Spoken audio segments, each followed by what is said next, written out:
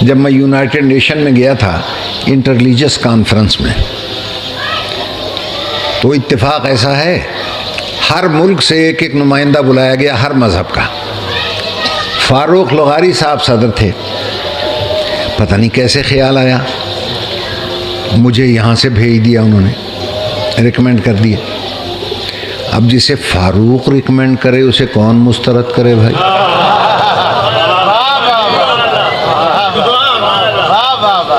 میں بھی پہنچ گیا وہاں، تو ایک منچلے پنڈت نے پوچھا مجھ سے، سری لنکا کا تھا یا بھارت کا تھا، کہ جی آپ یہ فرمائیں کہ ہر ایک اپنے اپنے رہبر کی خوبیاں بتا رہا ہے، آپ اپنے رہبر مولا علی کی کوئی ایسی خوبی بتائیں جو یہاں آنے والے 286 مذاہب کے کسی مذہب میں اس کے رہبر میں نہ پائی جائے۔ پہلے تو بھائی میرا سر چکرایا، پھر مجھے اپنے چھٹے امام کا فرمان یاد آیا،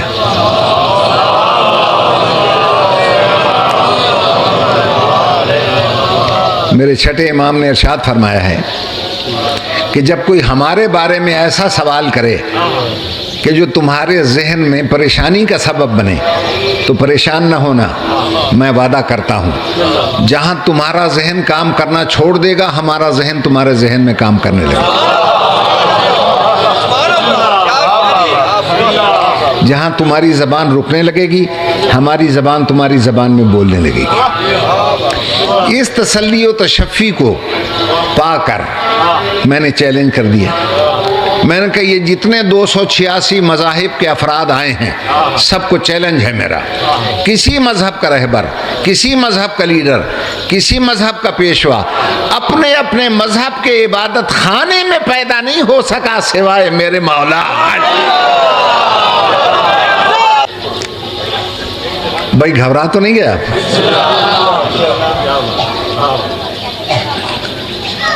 تو اس لیے میں نے کہا کہنے کا کوئی اچھی طرح سمجھا دیں مجھے، میں مسلمان ہوں نہیں۔ میں نے کہا بھارت کے ہو؟ کہنے لگا ہاں ہم لوگ اصلی طور پہ تو وہیں کے ہیں۔ میں نے کہا بھارت زرعی ملک ہے؟ کہنے لگا ہاں۔ میں نے کہا وہاں باغات نہیں لگتے؟ کہنے لگے لگائے جاتے ہیں۔ میں نے کہا وہاں کے آم مشہور ہیں؟ کہنے لگا جی ہاں۔ میں نے کہا جب کوئی آم میٹھا پھل دینا بند کر دے، توجہ ہے یا نہیں، تو پھر اس کی نسل کیسے چلاتے ہو؟ کہ پیوند کے ذریعے۔ میں نے کہا بس یہیں سے سمجھ لو اللہ نے کائنات میں ایک نبوت کا درخت لگایا، جب 1,24,000 بہاریں دیکھ کر وہ بلا فصل ہو گیا، اب اس پر ثمر آنا بند ہو گئے نبوت کے، تو اللہ نے اس کی نسل کو آگے بڑھانے کے لیے اسی جنس کا ایک پودا سرکاری بنگلے کے گملے میں پیدا کر دیا۔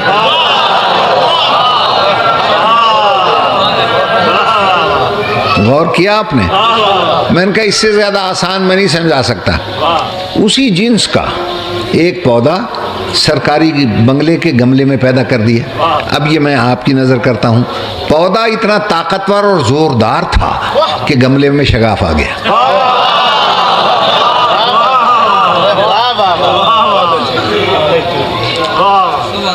شگاف کو پر تو کیا گیا مگر پھر وہیں سے شگاف آ گیا۔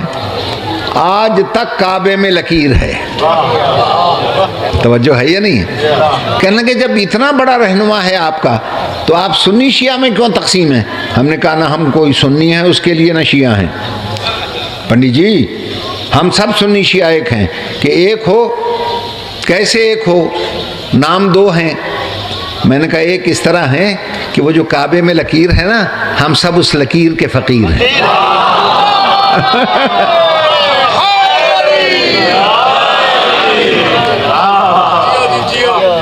اور صاحب لکیر جناب امیر ہے۔ پھر صلوات پڑھ دیجئے.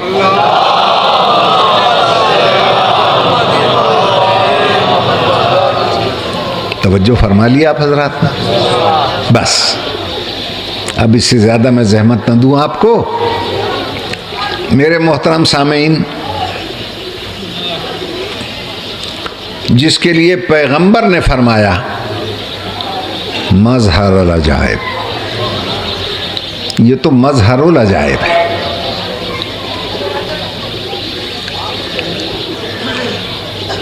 زندگی رہی تو آئندہ انشاءاللہ تقریروں میں بتاؤں گا کہ لوگ علی کی فضیلت پر اعتراض کرتے ہیں. میں کہتا ہوں علی کی فضیلت تک کون پہنچے گا؟ علی کے لیے ایک ہی جملہ کافی ہے، فضیلت پہ نہ جائیں، علی اسلام کی ضرورت ہے. فضیلت اور شے ہے، ضرورت اور شے ہے. ضرورت اسے کہتے ہیں جس کے بغیر کام چلے ہی نہیں. توجہ ہے صاحبہ؟ اس نے بچپن میں وعدہ کیا تھا کہ میں آپ کی مدد کروں گا. سنا ہے نا آپ نے دعوت ذوالعشیرہ میں. لوگ کہتے ہیں علی علی بہت کرتے ہو ہر مجلس میں. اس میں بھی یہی فلسفہ ہے. ہم 1400 سال سے اپنی مجالس میں علی کی زندگی کا ایک ایک لمحہ ٹٹول کر یہ دیکھتے ہیں کہ کہیں اپنے وعدے سے پھرا تو نہیں. توجہ ہے یا نہیں ہے؟ لیکن جہاں جہاں مدد پڑی اس نے کی. میری بات پہ اور جہاں جہاں مدد کی ضرورت ہوئی، احد ہو، خندق ہو، بدر ہو، حنین ہو، ارے جہاں ساری گاڑیاں پھنس گئی تھیں. توجہ ہے یا نہیں؟ وہ ایک ہی موقع ہے خیبر. مجاہد جا رہے تھے آ رہے تھے، جا رہے تھے آ رہے تھے. 39 دن تک فتح نہ ہوا تو اللہ کے رسول نے دیکھا کہ یہودیوں نے مزید فوج منگوا لی. اب اگر فوج آتی ہے اور خیبر فتح نہیں ہوتا تو ساری محنت پہ پانی پھرتا ہے. اللہ کے رسول نے خیبر کے میدان میں آدھی رات کو مصلی بچھا دیا اور اللہ سے یوں ہم کلام ہوا جیسے میدان جنگ میں کوئی جرنیل اپنے فیلڈ مارشل سے بات کرتا ہے. یا اللہ میں تیرا بندہ محمد بول رہا ہوں. اللہ نے کہا کہاں سے بول رہے ہو؟ یا اللہ خیبر کے میدان سے. کیا کہنا چاہتے ہو؟ ادھر سے فوج آ رہی ہے، ادھر سے مجاہد آ رہے ہیں.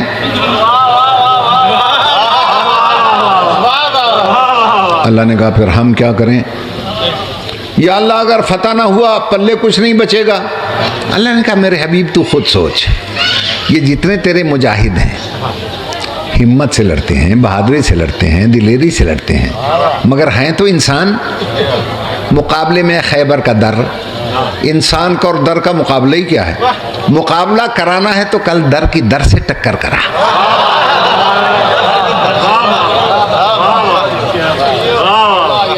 ایک طرف خیبر کا در ہو، مقابلے میں تیرے علم کا در ہو، دونوں کی ٹکر ہو، پھر پتہ چلے کون در بدر ہو.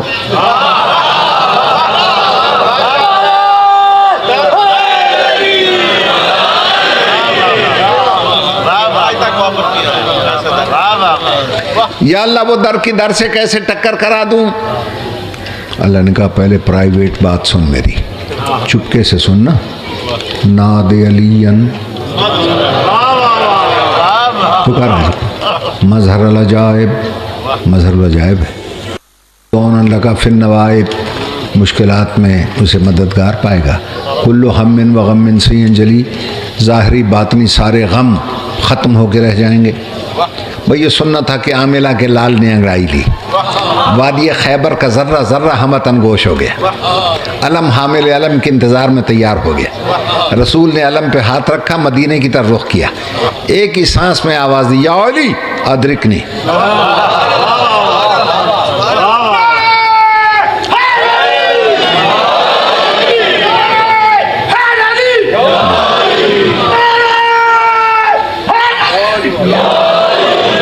इधर पैगंबर की ज़बान से निकला या, अभी अली का लफ्ज़ नहीं आया, उधर अली ने कुरान को जुज़दान में रखा। पैगंबर ने कहा अली, अली ने कहा कम्बर जल्दी मेरा घोड़ा ले आओ, जल्दी करो जल्दी करो। पैगंबर की ज़बान पर आया अदरिक, कुरान नातिक रहलज़ीन पर मकीन हो गया। अभी अदरिकनी की ये मुकम्मल न हुई थी, अबू तुराब ने तुराब को समेट के आवाज़ दी, अस्सलाम वालेकुम या रसूलल्लाह, मैं आ गया, क्या हुक्म है?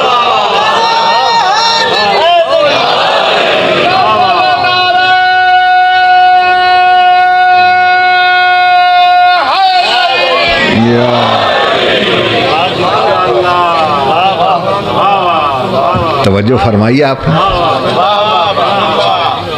और जैसे ही अली को देखा, हुक्म दिया कम्बर आज तुम न जाना, सलमान बूजर जाओ अली को उतार के लाओ। ये इन दोनों को क्यों भेजा? एक ईमान के 9 दर्जे पे फायज था, एक 10 दर्जे के पर फायज था, कुल्ले ईमान को उतारना था। अब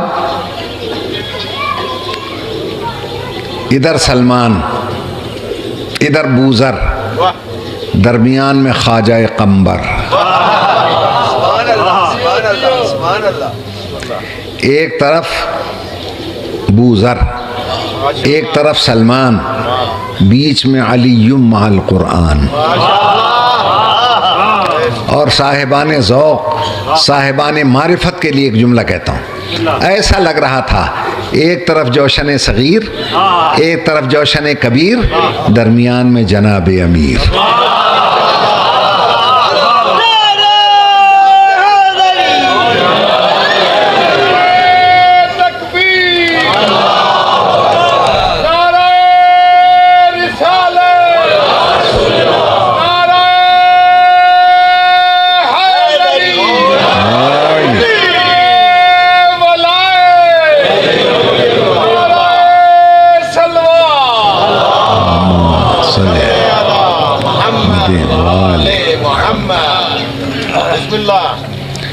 और